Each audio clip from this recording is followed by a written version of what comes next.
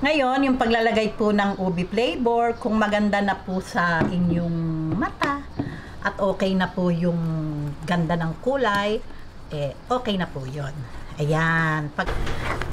Pagka po ganito, kung napansin nyo, diba, nagbubuo-buo na to, tuloy lang po natin yung paghahalo, sa medium to high heat lang po yung ating apoy, hanggang sa kumunat na po itong ating suman mixture.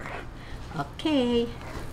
Ayan, pagka po ganito na, ayan, nakunat na po siya at nag-oil na din po. Okay na po ito.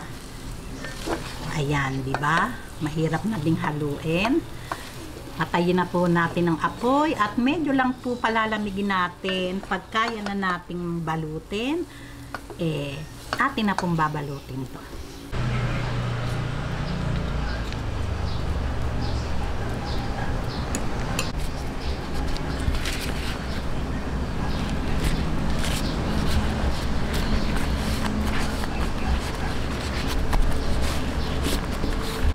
Ngayon, after 20 minutes, heto na po at luto na. Hanguin na po natin. Talaga naman pong napakabango.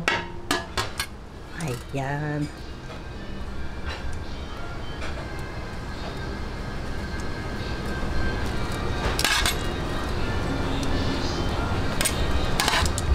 Okay, ngayon, buksan na po natin. Tingnan na po natin ang laman.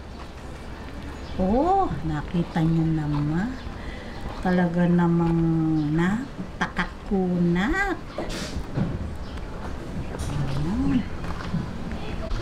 Hayan, heto na po ang talaga namang napakasarap na sumang Marruecos.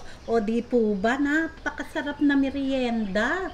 Gawin nyo na po ito at talagang maiibigan ng inyong pamilya. O, paano po? Kung nagustuhan nyo ang video na to, huwag lang kalimutang mag-likes. And don't forget to share and subscribe. To share and subscribe. Nahutal na po ako. Babus!